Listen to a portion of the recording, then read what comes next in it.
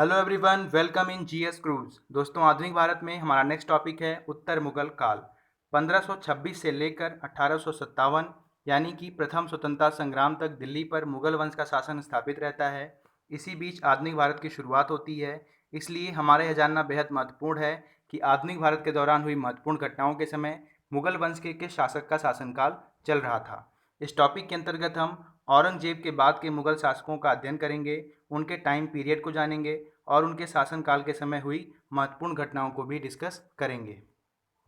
जो भी हमारे दोस्त चैनल पर नए हैं, चैनल को सब्सक्राइब करें और बेल आइकन ज़रूर प्रेस करें, जिससे उन्हें आने वाली वीडियोस की नोटिफिकेशंस समय समय पर मिलती रहे। तो चलिए टॉपिक को स्टार्ट करते हैं। दोस्तों, उत्तर मुगल काल का प्रारंभ औरंगजेब की मृत्यु के वर्ष 1707 ईस्वी से माना जाता है।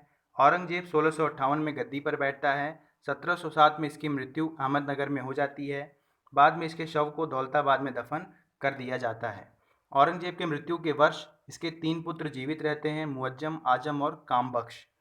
औरंगजेब अपने पुत्रों के बीच उत्तराधिकार का युद्ध नहीं चाहता है, जिस कारण से अपनी वसीयत लिख करके जाता है। लेकिन इसके तीनों पुत्र विभिन्न स्थानों पर अपना एकाधिकार स्थापित करना चाहते हैं, जिस कारण से इनके बीच उत्तराधिकार का युद्ध संपन्न होता है।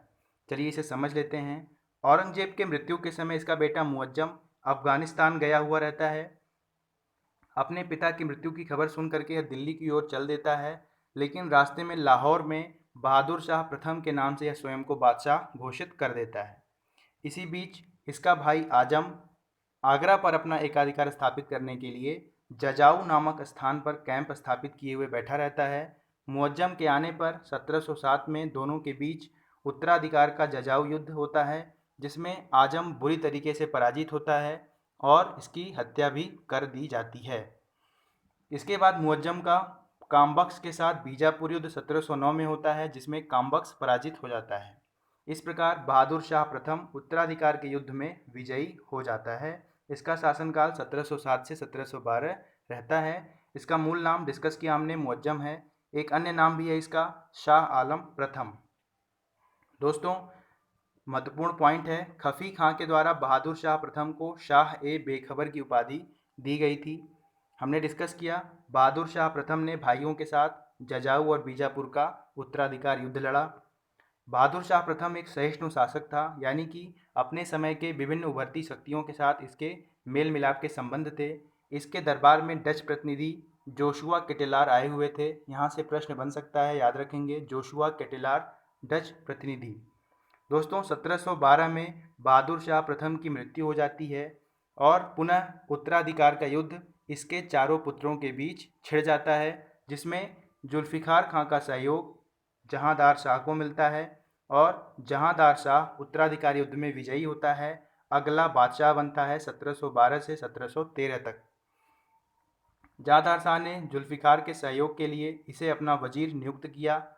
जहांदार शाह वैश्या लाल कुमारी के संबंधों के कारण चर्चा में रहा था और इसी जहांदार शाह ने जय सिंह को मिर्जा की उपाधि दी थी।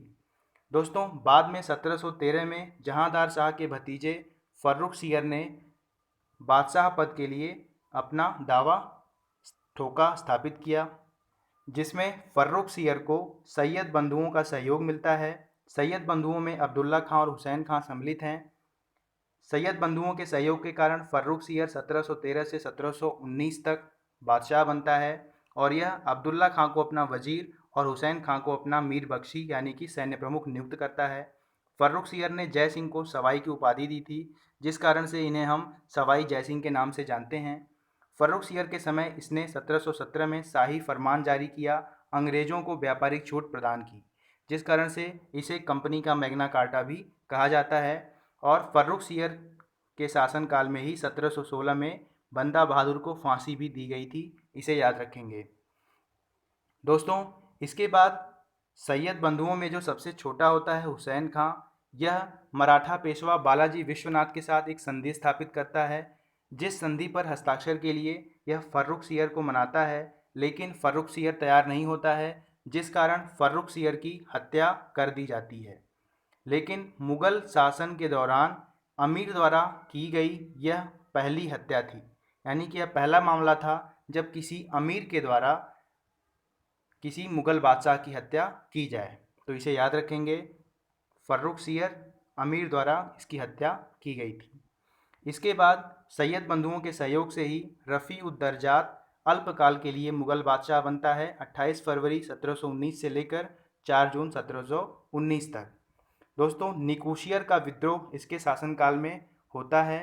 यह औरंगजेब के पुत्र अकबर का पुत्र था और इसकी मृत्यु रफ़ी-उद-दरजात की मृत्यु बाद में क्षय रोग से हो जाती है। इसके बाद एक अल्पकाल के लिए अलग बादशाह आते हैं रफ़ी-उद-दौला। 6 जून 1719 से लेकर 17 सितंबर 1719 तक इनका शासनकाल स्थापित रहता है। इन्होंने शाहजहां द्वितीय की उपाधि धारण की थी। इन सभी को सैयद बंधुओं का सहयोग मिला था।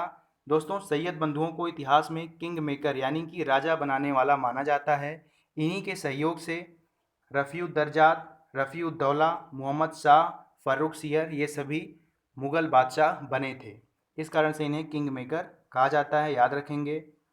रफ़ी-उद-दौला के बाद मोहम्मद शाह शासन बादशाह बनते हैं। 1719 से लेकर 1748 तक लंबा शासनकाल रहता है इनका। विभिन्न सुंदर युवतियों के साथ संबंध के कारण इसे रंगीला कहा जाता है। इसका एक अन्य नाम रोशन अख्तर भी है। दोस्तों, मोहम्मद शाह के समय से ही सैयद बंधुओं का पतन प्रारंभ हो जाता है और मोहम्मद शाह के समय ही प्रसिद्ध नादिर शाह का आक्रमण होता है। नादिर शाह को ईरान का नेपोलियन भी कहते हैं, बिल्कुल याद रखेंगे। 1739 में नादिर शाह का आक्रमण होता है। 57 दिन तक यह दिल्ली में निवास करता है। इसी बीच दिल्ली में नादिर शाह के मृत्यु की झूठी खबर फैल जाती है। जब नादिर शाह को यह पता चलता है तो यह दिल्ली के चांदनी चौक में कत्लेआम कराता है और भारी लूटपाट करता है।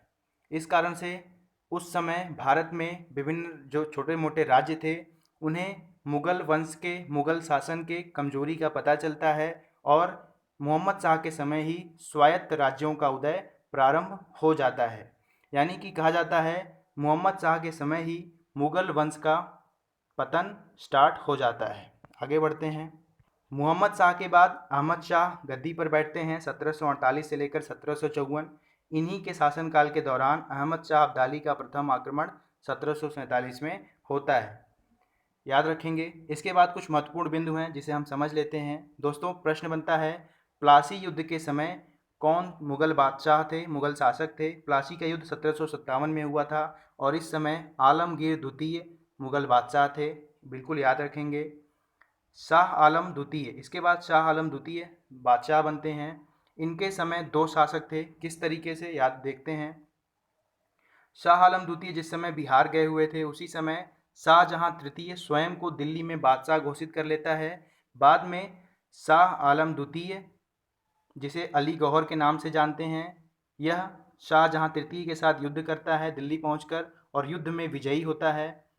1759 से लेकर 1806 तक शाह आलम द्वितीय शासन करते हैं और इसी के शासनकाल के समय जैसा कि आप देख रहे हैं 1759 से लेकर 1806 इसका शासनकाल रहा है। इसी के समय बक्सर का युद्ध हुआ था जिसमें इलाहाबाद की संधि जिसके ठीक बाद संपन्न हुई थी। यहाँ से प्रश्न बनता है कि बक्सर युद्ध के समय मुग़ल बादशाह कौन थे, शाह आलम द्वितीय, और इलाहाबाद की संधि भी इन्हीं के समय हुई थी। पानीपत का तृतीय युद्ध 1761 में हुआ था जिसमें मराठा और अब्दाली एक दूसरे से युद्ध किए थे। अब्दाली की इसमें जीत होती है। यह भी शाह आलम द्वितीय के समय लड़ा गया युद्ध है, याद रखेंगे। इसके बाद बादशाह बनते हैं अकबर द्वितीय। इन्होंने राजा राम मोहन राय को राजा की उपाधि दी थी और बाद में इन्हें ब्रिटेन भेज दिया गया था। अकबर द्वितीय के बाद बहादुर शाह जफ़र मुग़ल वंश के अंतिम शासक बनते हैं। 1837 से लेकर 1857 इनका समय रहा शासनकाल का और इन्हीं के समय में 1857 की क्रांति होती है जिसे हम प्रथम स्वतंत्रता संग्राम के नाम से जानते हैं। इनकी मृत्यु 1862 में हो जाती है रंगून में। ठीक है, तो हमने यहाँ पे उत्तर मुग़ल काल को कवर कर लिया है। आई होप आधुनिक भारत का यह सीरीज़ आपको काफ़ी ज़्यादा पसंद आ रहा होगा। हमने उत्तर मुग़ल काल को यहाँ कवर किया। वीडियो पसंद आए तो वीडियो को लाइक करें, चैनल को सब्सक्राइब करें और बेल आइकन ज़रूर प्रेस करें जिससे आपको नोटिफिकेशन समय समय पर मिलती रहे। मिलते हैं अगले वीडियो में नए टॉपिक के साथ। Thanks for watching.